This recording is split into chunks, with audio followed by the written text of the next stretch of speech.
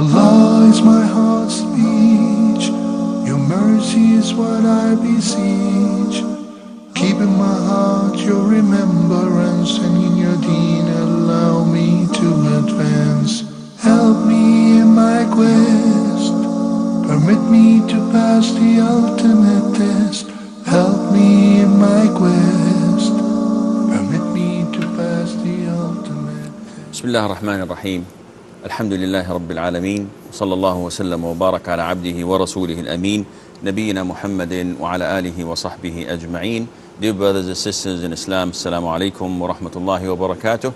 And welcome to this new episode of Ask Huda, coming to you live from Jeddah, Saudi Arabia. And you can call us on the numbers you will find displayed at the bottom of the screen, inshallah. The first question on my emails is, can we as Muslims say or wish someone happy Christmas or say Christmas greetings? The scholars of Islam all agree. It is the consensus of all scholars of Islam that it is not permissible to greet the non-Muslims on their religious feasts, holidays, and festivals. It is completely impermissible for Muslims to greet them. So you cannot greet them whether they are original holidays or feasts, or in their religion that is, or it is fabricated. So for example, Thanksgiving. This is not part of Christianity. It is a celebration because of the first harvest that the immigrants to the new lands had after so many years of starvation and drought, etc. So they're commemorating that day with what's known as Thanksgiving. This is not in Christianity, but it is related to their culture and to their religion, and that is why it's forbidden for us to greet them with this festival. Christmas, New Year's, Easter, all of these occasions, it is not permissible for a Muslim to say Happy Christmas, Happy New Year, Happy Easter, Halloween, etc. All of these are fabricated. The scholars of Islam say that it is completely prohibited to greet them. And this is the consensus of Muslims, not one or two who said it is not permissible. Now, having said that, some scholars go to the extreme where they say that whoever greets them may nullify his Islam. Because you're greeting them and you are congratulating them on a sin, on blasphemy, on making Jesus the Son of God. And this is blasphemy in Islam. If someone says that Jesus is God or he's the Son of God, he's not a Muslim, he's not a believer, he's doomed in hell. So when you come to them and say Merry Christmas and greeting them on that occasion, then this may nullify your Islam as a Muslim as well. But if not, then at least it is a major sin, and it is like congratulating them if one is fornicating and you say, oh, good job, good for you. Or he's consuming intoxicants, or he's prostrating to the cross, and you're congratulating them and giving him your greetings. Now, I believe that the majority of Muslims know this, and that is why they don't send greeting cards on these occasions to the non-Muslims. Not because they're rude, not because the Muslims have something against these events or something personal. It is an issue of religion. As Muslims, we are proud of our identity, we're proud of our religion, and we have great respect to that, and that is why we do not go down to the level of the disbelievers. If they want to celebrate their occasions, it's up to them. We have nothing to do with it. Now one asks and says, what about if they come to us and say, good morning, Merry Christmas to you? You should not respond.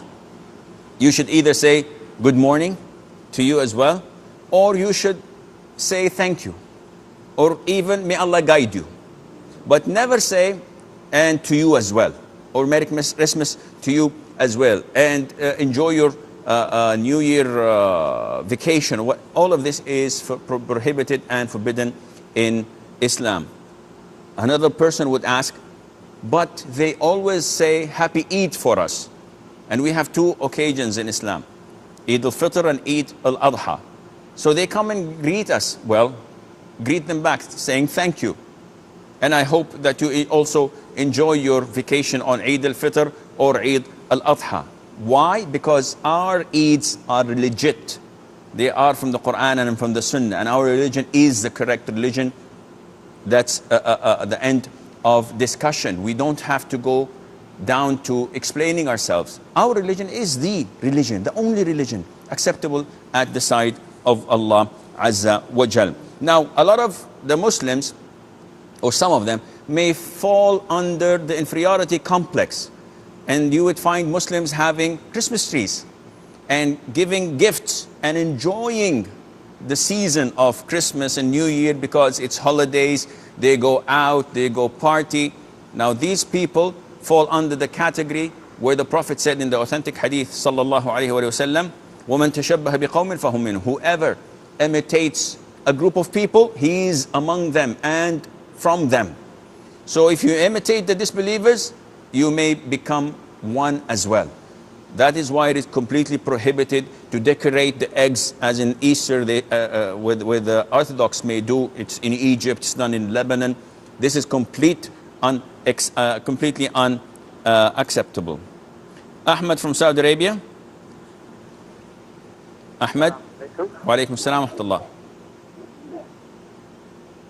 Sheikh, I have a question. My wife is mentioning that whenever we have wudu, and if I touch her, we have to make wudu one more time. Is that right? Okay. Any more questions? That's all. Thank you. Okay. Ahmed is asking about an issue only adopted by a Shafi'i madhab. So most likely his wife is following a Shafi'i madhab. And Al-Imam al-Shafi'i is the only one who stated that whenever a man touches a woman or the opposite, the wudu is nullified. But this is not correct, and the ruling of the majority is the correct, because Aisha, may Allah be pleased with her, said that the Prophet ﷺ used to hear the call for the adhan, for the prayer, and he used to leave the house after kissing his wife and praying without renewing his wudu. So touching is much less than kissing. So if the Prophet was doing this alayhi salatu wasalam, this tells us that touching the opposite sex, especially if it's your wife, your sister, your mother, does not affect your wudu at all. Nawab has a question. He says, a boy in my class gave a translation of the Quran which has only Surah Al-Fatiha in Arabic text to our teacher. I told him that it was forbidden, but he didn't listen. Is this permissible if the teacher is a good person and I don't think that she is going to disrespect it in any way? The issue of touching the disbeliever to the mushaf, to the copy of the noble Quran, is an issue of dispute. The majority say that this is forbidden. The majority say that it is forbidden even for a Muslim who's not in the state of wudu. So by default, a disbeliever, a kafir, cannot touch the Quran, which is in Arabic. Now, they differ whether a portion of the Quran is considered to be Quran, whether a translation at the edges of the Quran would be still considered a copy of the Quran. So Sheikh bin Baz and other scholars say that if you have a translation of the meaning of the Holy Quran printed at the side of a copy of the Arabic Quran, then this book, this volume is not considered to be the Quran because it has other words than Allah around it. And at times it's even more in number than the actual words of the Quran. So in this case, it is permissible to be given to a disbeliever. Now, as you've stated that it is Al-Fatiha in Arabic and its translation, so by this opinion of Sheikh bin Baz and other scholars, it is permissible. But it is better, as long as he or she does not know how to read Arabic, it's best to give them a translation in English or in another language without the Arabic text. Do we have Muhammad online? Muhammad? Assalamu alaikum, Shaykh. Wa alaikum assalam wa rahmatullah. Assalamu alaikum, sir. Wa alaikum salam. Listen to me from the phone and mute your TV, please. Yes. Yes, I'm listening. Yes, Muhammad, what can I do for you? First of all, I must say that I love you for lillahi wa li rasul, wallahi. Jazakallah khair. May Allah Azza wa Jalla love you as well.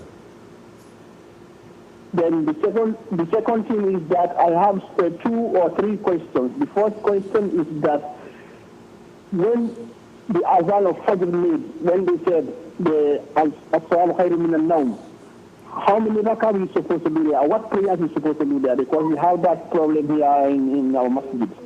That's number one. The second question is that when the imam is making khutbah, if someone comes in, normally some people, many of them, they come in and say assalamu alaikum and people don't answer them. Normally people don't answer. I want to know what is the reason of that. The third and last question is that when by some circumstances passes and you see that you are not able to do the salah anything at that moment, then you come in and you're supposed to pray 2 rak'ahs first, or you have to do the fard. That was the question. That was the question, sir. If you go to the masjid and you find the congregation being prayed, are you asking about should I join them or pray Tahiyatul Masjid first?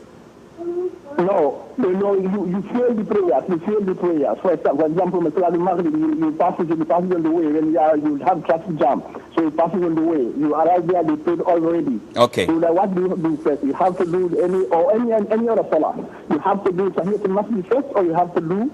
You have to pay directly your salary as God. Okay, one last question, Muhammad. The first question, you're asking about the salat khayrun min al-nawm.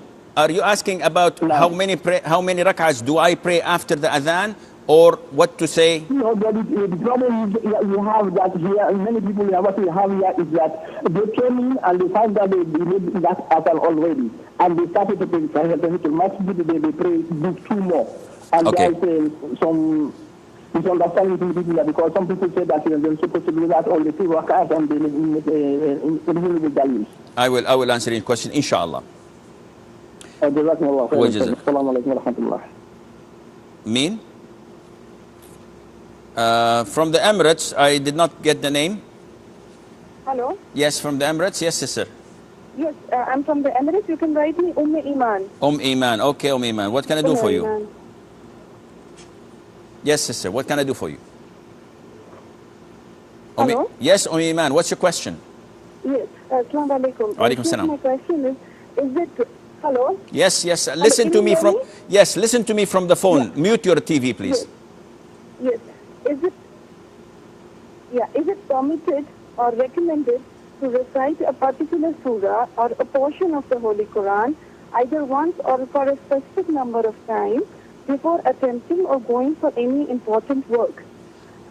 Say, for example, Surah Yasin or Surah Fatah or Surah Muzammil or any other part of the Quran, any particular ayah. Okay. Because it is a very prevalent thing in our family to particularly recite ayat or something before going for a particular work. Is it permitted? Okay. Any more questions? No, thank you. Same for Asmaul Husna, the name of Allah Tabarak wa Ta'ala. Same question for that too. Okay. I will, inshallah. Abu Khadija from Emirates. Abu Khadija. Yes, Assalamu alaikum. Wa alaikum assalam wa rahmatullah. How are you? I'm fine. I'm surviving, alhamdulillah. What can I do for you? Yes. Yes, Abu Khadija. What can I do for you? Hello? Hello? Yes, Abu Khadija. Yeah, I have 2 questions. One, quickly, praying Jama'ah Salah in a prayer room or in a masjid? Okay. Yes. Which one, is it the same hasanat or is one better than the other? If the masjid is a bit farther than the prayer room. Okay, second question. Second question is there's a sister who wants to know, her husband basically said to her in Arabic, talaq 3 times. Okay. Alik bi talaq salat, something like this. At one time, he said it at one time, and this is the first time he said it in a state of anger. Okay. Can you give us a ruling on this? Is it talaq? What do they have to do? They're in the U.S. Will do, inshallah. Jazakallah khair. وجزاك يا أخي. Imran from Saudi? Yes, Jeddah. From Jeddah. Yes, Imran. What can I do for you? Assalamu alaikum. Salam wa rahmatullah. I think I have one question regarding the 5 times of prayer. Okay. Basically, I belong from India. I'm staying in Jeddah. There, they are praying Fajr 2 rakat Sunnah, 2 rakat Fard. And in Dohar, they are praying 12, in Asr 8, Maghrib 7, and Isha 17. What are the rulings, any actual ruling? I think they are following the Hanafi madhab over there. Okay. I will answer your question. What are the, which madhab we have to follow? We have 4, right? What are the rulings on this, yani? Okay. I will answer your question, son, inshallah. Thank you. Okay. Muhammad, he had 3 questions. The first question was, now we see people coming after the adhan to the masjid and praying a number of units. So what is the most authentic opinion? If you come, if you hear the adhan and you're in your home, the sunnah for you is to pray in your home the 2 rak'ahs known as Sunnat al-Fajr or Raghibat al-Fajr, which is the highest in degree, in level, in reward of all other voluntary prayers. And then you walk to the masjid. If you enter the masjid and the congregation is not established yet, then you cannot sit until you pray 2 rak'ahs of what is known as Tahiyyatul Masjid or greeting of the masjid. And after that, you wait until you are not permitted. It is forbidden for you to pray any other prayer until the Fajr prayer is called for Iqamah. Then you pray the 2 rak'ah of Fard. If you leave your home without praying the Sunnah of the Fajr and you enter the masjid, you only pray 2 rak'ahs of Sunnat al-Fajr. And the 2 rak'ahs of Tahiyyatul Masjid, the greeting of the masjid, would come underneath. So you pray 2 rak'ahs for the price of 4. Alhamdulillah. Can I offer voluntary prayers? It is prohibited to offer voluntary prayers between the adhan and the iqamah, with the exception of the 2 situations that I have mentioned to you. His second question was, so many times he enters the masjid while the imam is giving his sermon, he's giving his speech in Jum'ah, in Friday, and he says to those before sitting or after sitting, Assalamu alaikum wa rahmatullah, and no one replies to him. So he says, is this acceptable? And the answer is yes. The Prophet said, alayhi salatu wasalam, whoever says to his companion, to his friends, the person sitting next to him, shh, or listen, while the imam is giving his khutbah, while the imam is giving his sermon, then he has committed an act of laghu, which would probably nullify his Friday, in the sense that he would not be rewarded. He should stay, continue to listen, pray 2 rak'ahs, and it's Jum'ah, but he will not be rewarded for that. Why? Because he spoke to his companion, he spoke to his friend, and he was saying to him something that is legitimate. It is not permissible to speak. So he did not speak, he simply uttered the hushing word, shh. Yet this by itself is also not permissible in Friday. So when you come to the masjid and the imam is giving khutbah, you should not say anything. If someone greets you, hey, how are you, what's happening, you do not respond to them at all. After Friday prayer, you tell them that what they had done was wrong and it's inappropriate. Now, if a person comes to the masjid and the congregation is over, so he's going to pray on his own, his fard prayer, should he pray first 2 rak'ah before sitting down, or should he pray the fard immediately? No, he should not, or he is not to pray the 2 rak'ahs unless he intends to sit. As long as he does not intend to sit, he intends to pray, then the fard prayer, the mandatory prayer, takes the role of Tahiyyat al-Masjid, and it suffices him.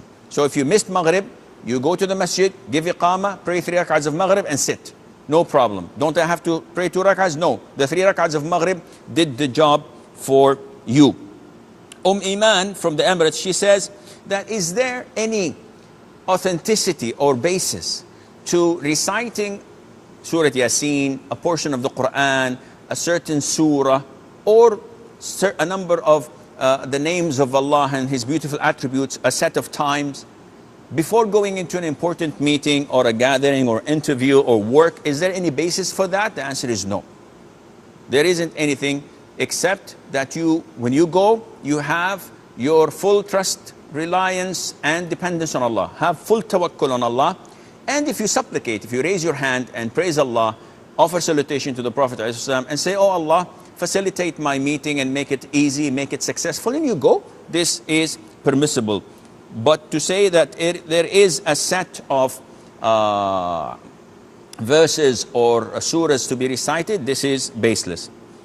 Abu Khadija, he's asking which is best, to pray in a prayer room or in a masjid? Definitely, without any doubt, the prayer in a masjid comes first and nothing comes close to it. To the extent that the Prophet tells us that with every step you make to the masjid, Allah would grant you a good deed, erases a bad deed, and elevate you one level in paradise.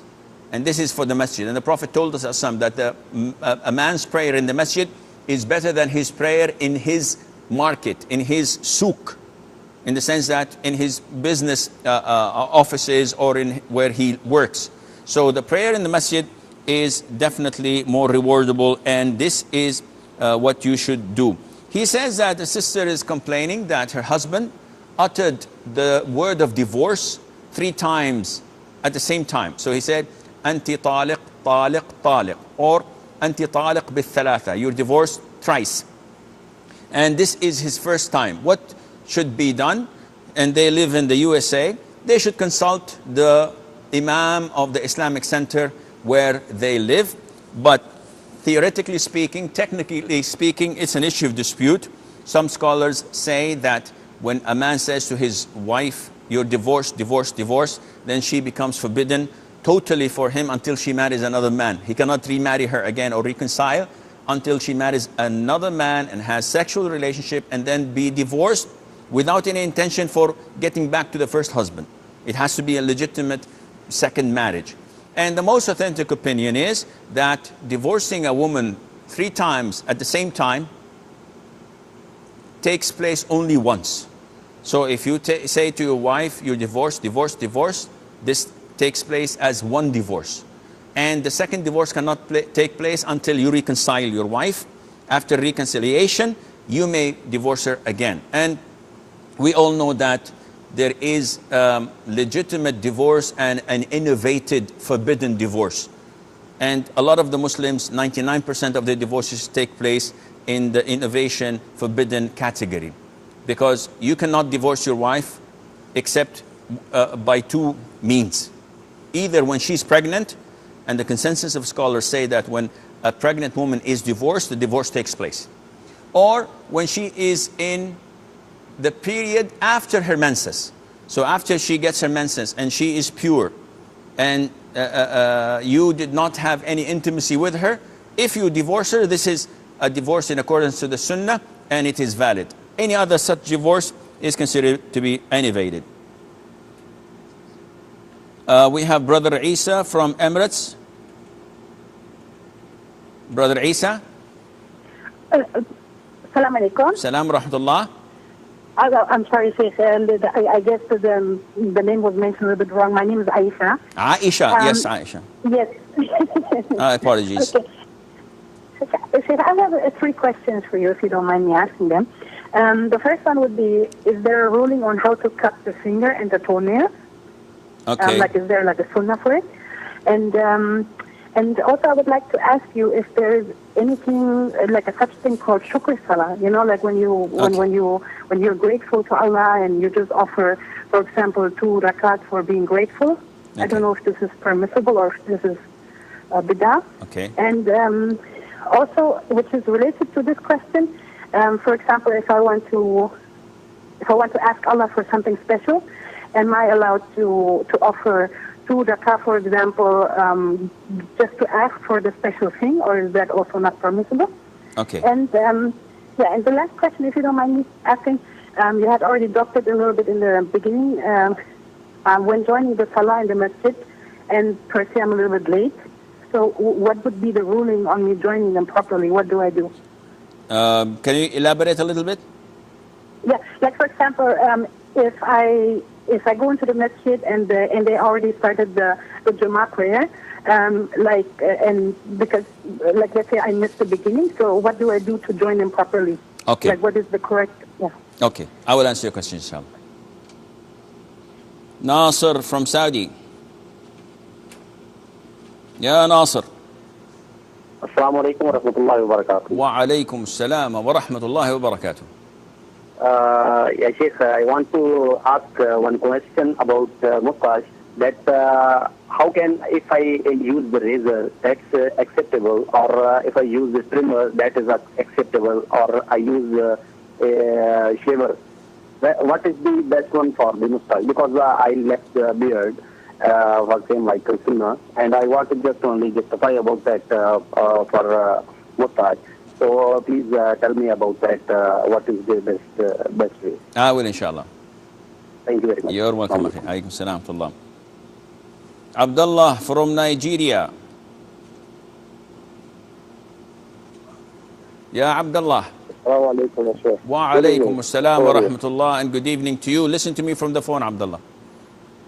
Inshallah. Yeah, Sheikh, I'm asking about the authenticity of the hadith. It says that a person walking to the Friday mosque on a Friday is being rewarded for a year's worth of ibadah for every step. Okay. I'd like to know the authenticity of this hadith. Okay. I will answer the question, inshallah. Okay, we will answer the questions that we have, inshallah. Imran from Saudi Arabia, he's saying that he comes from the subcontinent and they have a different set of prayers that they pray as a set. So Fajr they pray 4, Dhuhr they pray like 10 or 12, Asr 4, Maghrib 5 or sometimes 11, Isha 17. So he's asking, what is this in Islam? Whether you are Hanafi, Shafi'i, Malki or Hanbali, the prayers are 17 in units. 2 for Fajr, 4 for Dhuhr, 4 for Asr, 3 for Maghrib, 4 for Isha. These are the mandatory prayers that you have to pray. Now, the nomad who came to the Bedouin who came to the Prophet, is there anything more? The Prophet said, nothing except if you offer voluntary prayers. And the man said, by Allah, I will not add anything more. And the Prophet said to his companions, if you want to look at someone of paradise, this is the man. Meaning that this is the glad tidings. If he is truthful, he will be in paradise. Now, having said that, there are voluntary prayers. So what are the voluntary prayers that I should be aware of? The Prophet told us, whoever prays 12 rak'ahs in the day and night, Allah will build him a house, a palace in Jannah. And what are these 12 rak'ahs? 2 before Fajr, 4 before Dhuhr, 2 after Dhuhr, 2 after Maghrib, and 2 after Isha. These are 12 rak'ahs. So, is it mandatory? Nope. You can pray the mandatory prayers only and neglect those, but you will be losing a lot of good reward. After that, is there anything more? Yes, there is what is known as night prayer. And night prayer, the Prophet used to pray, 11 rak'ahs. And the minimum is 1, which is witr. So, those who say 17 usually are referring to 4 for Isha and 2 for Sunnat al-Isha, that's 6, and you add to that 7 rak'ahs of witr, 3, 2, 2, 2, and 1. This is what they usually refer to. You can add, you can subtract, this is up to you. So this is what has to be followed. Now, to restrict yourself and say, no, I have to pray this set and consider the whole set as a unit, meaning you don't differentiate between fard and sunnah, this is something that is serious and should be addressed. Now, Aisha from the Emirates, she's saying, is there any etiquette for cutting the toes, the nails of your fingers and your toes? Meaning, do I begin with the pinky or with the thumb? The sky is the limit. Whatever you want to do, it is permissible for you to do. And which is best, to remove the left fingers first or the right finger first? If you consider this to be as a form of worship, then begin with your right. If you consider it to be removing filth, then begin with your left And alhamdulillah, the sky is the limit, and it's all acceptable. Her second question is, what's the ruling on Salat al-Shukr? If I pray 2 rak'ahs of gratitude to Allah Azza wa Jal, I'm being thankful. This is, to my knowledge, baseless in the Sunnah. There isn't any authentic hadith of that. The hadith that is authentic in regard of the prostration of gratitude. And this happens if you get something that you were not expecting, or something that happens once every blue moon. For example, you're in the office and someone tells you, MashaAllah, the operation they had done or performed to your friend was successful, and now he is cancer-free. And you love your friend, so you prostrate as a form of gratitude to Allah. This is permissible. What's not permissible is that every time you get your paycheck, at the end of the month, you prostrate. Because this is ongoing, it's happening. Or whenever someone gives you a glass of juice, you prostrate to Allah as a form of gratitude. This is not permissible. To say that there is a specific prayer for showing your gratitude to Allah Azza wa Jal, this is something that is not part of the Sunnah, and you should not do this. If I have something to ask of Allah, for example, tomorrow I have an interview for a job, and I'd like to ask Allah Azza wa Jal, can I pray 2 rak'ahs and ask Allah in them? There isn't any specific 2 rak'ahs. Yes, if you want to pray generally, voluntary prayer, 2 rak'ahs, just like that, no problem. But to specifically say, no, I'm going to pray 2 rak'ahs to ask Allah, no, this is not recommended. When do you ask Allah? Ya akhi, oh my sister, the sky is the limit. Between every adhan and iqamah, 5 times a day, when the muadhin gives his adhan until the iqamah, this is a time for supplication. Raise your hands, praise Allah, offer salutation to the Prophet ﷺ, and ask what you want. When you are in the position of prostration, when you're prostrating to Allah in prayer, ask Allah whatever you want. When you are at the last tashahhud, just before concluding your prayer with salam, ask Allah whatever you want. When you are in the third part, or the last third part of the night, just before Fajr, raise your hands and ask Allah whatever you want. When rain is falling, ask Allah whatever you want. All of these are times where Allah accepts your prayer without even praying to Him. And her fourth question, she says, if I come late for a congregation, how would I join? No matter what the Imam, where the Imam is, you join him, and this is your first rak'ah. So if the Imam has prayed 3 rak'ahs, now he's in the 4th rak'ah, and you join him in the 4th rak'ah, this is your first. So you recite Al-Fatiha, you recite whatever surah is possible afterwards. When he bows, you bow, you follow him. When he sits for the tashahhud, you sit because you have to follow the Imam. Once he gives as-salam and concludes your prayer, you stand up for your second rak'ah. So you pray, you recite the Fatiha, the surah, and you sit for the tashahhud. Then you stand up for the 3rd rak'ah, 4th rak'ah, and you conclude. So whenever you join the Imam in any rak'ahs, regardless, this is considered to be your first rak'ah. And when he offers salam, you continue your 2nd or your 3rd or your 4th rak'ah as well. Nasser from Saudi Arabia, he's asking, now the mustache, what to do with the mustache? Should I shave it with an eraser, with a razor blade? Should I trim it? Should I just use a shaving machine, electrical shaving machine? Shaving it with a razor blade is not recommended. And it was reported that Imam Malik ibn Anas, may Allah have mercy on his soul, said that this is mutilation. When a man shaves it with a beard, with a razor blade, this is a mutilation. And to trim it with scissors, this is permissible, so that nothing exceeds the upper lip. So this is the limit. Now, if you use a shaving machine or a trimmer that just keeps the root of it, but not shaving it completely with a razor blade, then this is the most preferred and highly recommended. Why? Because it keeps the mustache, it keeps the root, so you have a mustache, but it does not have any loose ends that would carry any. Okay, I think we have Iman again. Iman? Yes, assalamu alaikum. Salamullah. Sir, I have to ask a question related to living in non-Muslim countries and getting their passports just for the worldly sake, and the intention of living there is that we just have a secure future, and our future and our children's future is secure, and we have got human rights there, as the Muslim countries are not providing those human rights, or you can say the safety and the self-respect to the Muslims right now in the current situation.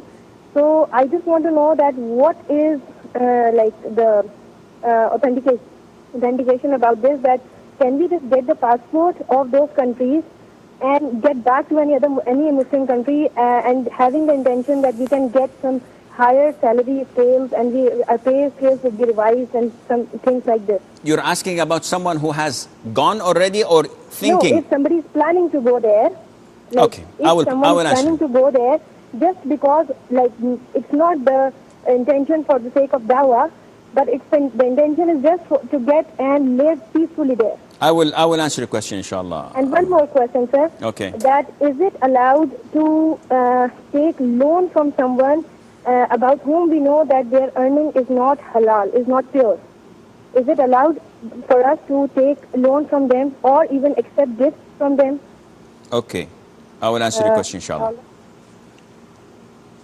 Muhammad from the Emirates. Hello. Assalamu alaikum. Salam wa rahmatullah. Assalamu alaikum, Sheikh. Wa alaikum salam wa rahmatullah. Sheikh, I have a question about it. I know that the Nawafil you're supposed to do better to do 3 times a month, Ayyam Dab or Thursday, Monday, but I have only holidays Friday, Saturday, and I don't want it to be affected at my work. So can I do a Saturday, or it's not recommended? And my second question... For Ashura you mean, right? Understood my first question? You're asking about can Ashura. I do only Saturday instead of Thursday or Monday? Because Saturday I have off. Every week. You're talking about every week fasting Saturday. Well, instead of doing Monday or Thursday, I can do Saturday because Saturday I have off. Of course, Friday I have off, but it's not recommended. How about Saturday? Can I do my Nawafil sometimes on Saturday? Either every week or sometimes. Okay. My second question, when you do, and you remember you made a mistake in the order. Let's say I did raise my elbow and all that, and I remember that I did not wash my face. Can I go back to the face and again from that time do the order, or I have to start all over again? I'm unable to understand your words, Sister Muhammad. You mistakes in mistakes in what? If I'm trying to do wudu, and I made a mistake in the order, like for example, you have to do your hand and then your face, and then your hand till the elbow. But then I remember that I did not raise my face, and I continued with the rest. Do I have to repeat from the beginning, or I can just continue from there? Or if I finish my wudu and then I remember that it was some wrong sequence, can I do that, or I have to repeat all over again? Okay, I will answer the question, inshallah. And my last question was, Sheikh, I asked you about dua that between Adhan and Iqama.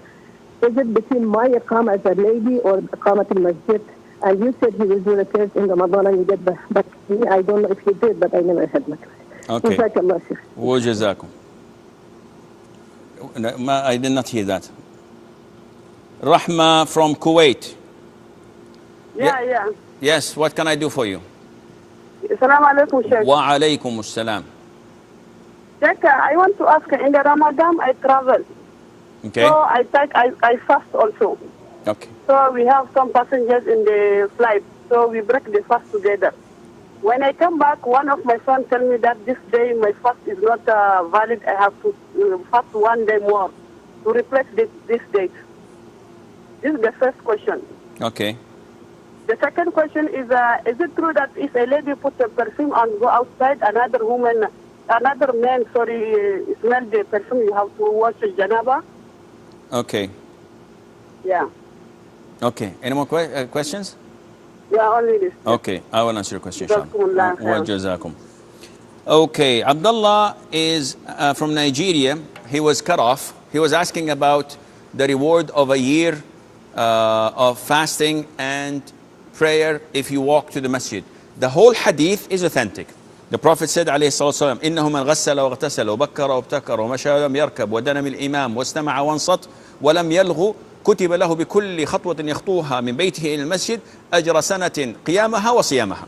That whoever washes and thoroughly takes a good ghusl and he goes early, very early to the masjid, and he walks and does not write, and he sits close to the imam as much as possible, and he listens and he does not speak or do anything that interrupts his listening, Allah Azza wa Jal would reward him for every step he makes from his home to the masjid, the reward of a whole year prayer and fasting. Meaning that if from here to my masjid it's 1,000 steps, Allah would give me the reward of 1,000 years that I had prayed night prayer and that I have fasted every single day of that 1,000 years. What a reward! Yet the people come only just seconds before the iqamah. And the best of them come 15 minutes before the khutbah starts. And this shows you how heedless Muslims are. The hadith is authentic and very little, very few of the Muslims do this. Iman from the Emirates, she's saying that what is the ruling on people planning to go to Canada, to the US, to Europe for simply raising the level or the standard of living of theirs. It's better wages, better healthcare without any doubt. It is a place where people have their dignity and enjoy being human. Human rights are being fulfilled. So she calls. And she gives a beautiful picture that while listening to her question, I was thinking, now, where should I go and live? Should I go to the UK and obtain a passport just to be in a better place? So she's saying, is this permissible? They're not going for da'wah. They're simply going there to get the citizenship and then work in a Muslim country or live anywhere else. Is this permissible? It's an issue of dispute. My own personal opinion that it is not permissible. It is not permitted for a Muslim to leave his Muslim country unless there is a threat on his life. As in such countries, you know, where they have bombs exploding every now and then, and massacres in masjids, and suicide bombers here and there, and corruption. In countries I don't want to know, to call or to name, you all know them. Corruption that has reached epidemic proportions, to the extent that you cannot even do anything without bribing someone. So if there is danger, imminent danger on your life or the life of your loved ones, you have to move on to another country, Islamically, preferably to be a Muslim country, and to live there. If there's no way, no other way for a Muslim country to accept you, unfortunately, because of these imaginary borders they have built around their countries, not allowing people to come except with very strict conditions, and there's no way for you safe to live, in this case, yes, you can go to these countries and obtain their citizenship just to live a peaceful and normal life. But to my knowledge, there isn't such a country that your life is threatened if you stay in. Even in the worst countries, you can still live, but it's not that lucrative and nice to live in. Living in the West or going to these countries to obtain their citizenship, it is very dangerous. I know a lot of families who are weeping blood because they can't control their daughters, 16, 17 years old. She's running away with her boyfriend, and they're Muslims. What can they do? Or with their son who lives with his girlfriend and does crack and dope and parties and has nothing to relate him to Islam. What did the money benefit them? What did the standard of living give them extra? They've lost their family, they've lost their future for what? A house bought in mortgage in riba haram, a 50-inch LCD screen to watch haram things on, to go and live like the Westerners and party and have mixed marriages and maybe this or that. What did you retain? What did you gain? Nothing. And after death, you will see the consequences more visible. May Allah Azza wa Jal protect us all from such an end. Therefore, I personally believe that you should not go. But if a person has already gone and obtained, to obtain the citizenship, you have to give your pledge of allegiance, and it might even nullify your Islam. When you give your allegiance to the cross or to something that does not relate to your religion, and you swear and you maybe put your hand on the Bible, and all of this for what? All of these things have to be studied and addressed accordingly. Her second question, Iman, about a loan from someone's income is haram. So I need 1,000 riyals, and my neighbor works in a bank, and it's an interest-based bank. Can I borrow from him? The answer is yes.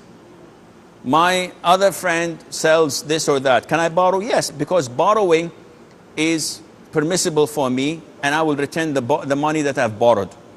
Regardless, the example or the evidence from this is that the Prophet died, alayhi salatu wasalam, while having his shield with a Jew whom the Prophet buried, from whom the Prophet ﷺ borrowed some barley from, and he put this shield of his as a guarantee that he will pay him back. So the Prophet borrowed actually from a Jew. And we know that the Jews, Allah Azza wa Jal described them as in Surah An-Nisa, فَبِأَخْذِهِمُ الرِّبَى وَقَدْ نُهُوا عَنْهُ. They are taking interest, and they have been denied not to take it. وَأَكْلِهِمْ أَمْوَالَ النَّاسِ الْبَاطِلِ. And they embezzle and they take and they consume the wealth of the people by falsehood. And all of this is haram. Yet the Prophet borrowed from him. Therefore, it is permissible for you to borrow from them. Okay, we have Halima from Nigeria. I think we've lost Halima. I apologize. Rayyan, this is the last call from Emirates. MashaAllah, we have a lot of the people from Emirates calling. MashaAllah. Yes, Assalamu alaikum. Salam. Three questions. Yes. The first question is reading Dua Qunut in Salatul Fajr in the second rakat after ruku. Okay, what's the question? The second question is any particular prayer for the 10th of Muharram, the Ashura. What is the first question, Yes, Rayyan? the first question, sir, is reading Dua Qunut in Salatul Fajr. Allahumma dini fi man hadayt. Yes, what you want to know, what is the ruling? Yes, if it's right to do that. Okay, second question? Second, any particular prayer for the 10th of Muharram, the Yom Ashura. Okay, third And question? the third question is reading Surah Yasin or Surah Muzammil in the morning. Okay, I will answer your question, inshallah. Jazakallah khair. Wa jazakum. So that was the last question. We have few minutes, inshallah. Let us hope that we can answer yours. Muhammad from the Emirates, she's saying that in the Emirates, Friday and Saturday is their weekend. And because she works, she cannot fast Mondays and Thursdays. So is it permissible for her to shift her fasting into a Saturday?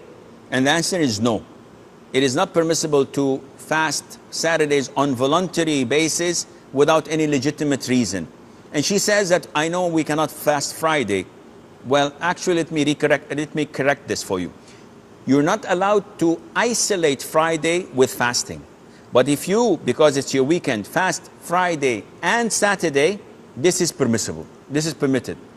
And the evidence behind this is what was reported in the Sahih Hadith Juwayriya bint al-Harith, may Allah be pleased with her. She said that the Prophet ﷺ entered on a day of Friday while I was fasting. And he asked me, did you fast the day before? Meaning Thursday? I said, no. Then he said, do you want to fast the following day? And I said, no, which is Saturday. And then the Prophet told her, ﷺ, in this case, break your fast. Meaning that because you're not fasting a day with Friday, isolating it is not permissible. And this means that if you fast Friday and Saturday, this is permitted, and this would become permissible for you as well. She says that if I make wudu, I know that one of the pillars of wudu we have 6 pillars of wudu, as you all know. Washing the face, washing the arms till the elbows, wiping over the head and washing the feet, the sequence, and not leaving intervals, long intervals. So she's talking about the sequence because Allah mentioned this in Surah Al-Ma'idah, and He mentioned it in sequence. So she says, if for example, I rinsed my mouth, I sniffed water up my nostrils and pushed it out, washed my face, and then wiped over my head, and then washed my arms, and then washed my feet. Then I remembered that I made a mistake. What should I do? Well, actually you did the face correct, and then you did the arms correct, but in between you put wiping of the head. So this is invalid. So if you remembered before you finish, then you have to simply wipe your head again and then wash your feet so that it would be in sequence. Okay. She's asked me a question in Ramadan. The dua between adhan and iqamah, should it be the adhan and iqamah of myself in my home or the adhan and iqamah of the masjid? And the answer is the adhan and iqamah of yours. So if you leave a gap of half an hour between the adhan and the iqamah, between the time of the prayer begins and your own iqamah in your home, this is a time for you to make dua. Rahma from Kuwait, she's saying that her son told her that the day she fasted while traveling is invalid. He's wrong. Your fasting is correct as long as you broke your fast until when the sun set. When you saw the sun setting while you were on the plane, this is correct, inshallah. And she's asking about the ruling on a woman going out with perfume. If she goes out, is that permissible? The answer is this is not permissible. The Prophet ﷺ described a woman who goes in wearing perfume and men find her scent. She passes by men, in a driver, a shopkeeper, and they find her scent. She is sinful as the sin of a fornicator. And Abu Huraira, may Allah be pleased with him, saw a woman coming out of her home, going to the masjid, and he found some scent of perfume with her, and he told her, go back and have a shower or have ghusl as if you are in the state of sexual impurity, because this is what the Prophet said, alayhi salatu wasalam. Quickly, dua al-qunut for Fajr, Rayyan, this is not recommended. It's only in the Shafi'i madhab, and it is against the Sunnah. Salat Ashura, is there any particular prayer for Ashura? There isn't any form of worship to be offered in Ashura except fasting that day. And reciting Surah Yasin and Al-Muzammil after Fajr, this is not part of the Sunnah. If you do it on regular basis, this becomes an innovation. This is all the time we have. Until we meet you next time, inshaAllah. Fi amanillah, wassalamu alaikum wa rahmatullahi wa barakatuh. Allah is my heart's speech. Your mercy is what I beseech. Keep in my heart your remembrance, and in your deen allow me to advance. Help me in my quest. Permit me to pass the ultimate test. Help me in my quest. Permit me to pass. Allah is my heart's speech. Your mercy is what I beseech. Keep in my heart your remembrance, and in your deen allow me to advance. Help me in my quest. Permit me to pass the ultimate test. Help me in my quest. Permit me to pass the ultimate test. Bismillah ar-Rahman ar-Rahim. Alhamdulillahi Rabbil Alameen. Sallallahu wa sallam wa baraka ala abdihi wa rasulihi al-Ameen. Nabiyyina Muhammadin wa ala alihi wa sahbihi ajma'een.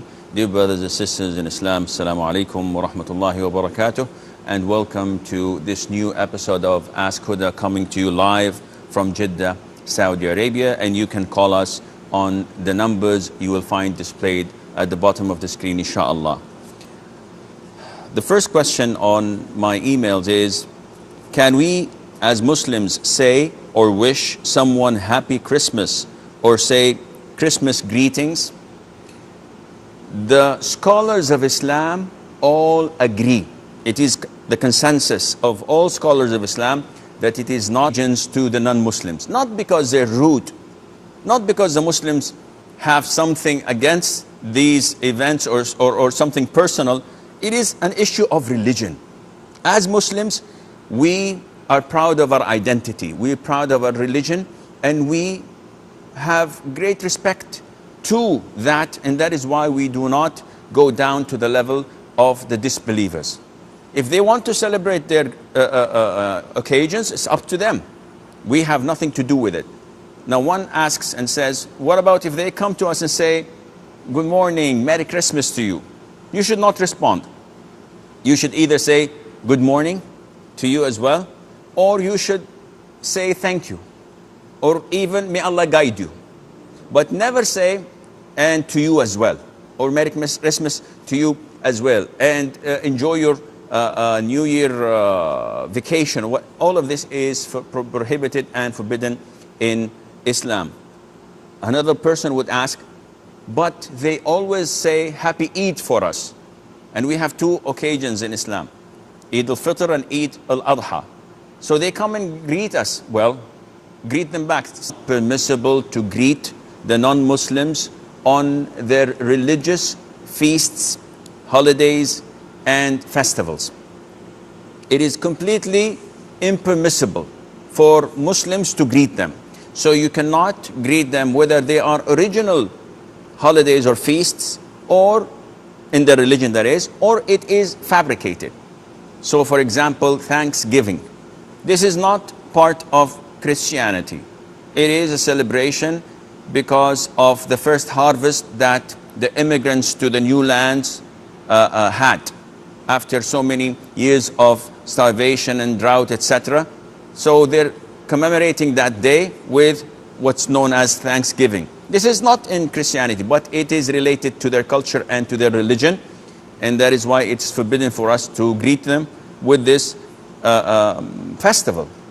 Christmas, New Year's, Easter, all of these occasions, it is not permissible for a Muslim to say Happy Christmas, Happy New Year, Happy Easter, Halloween, etc. All of these are fabricated.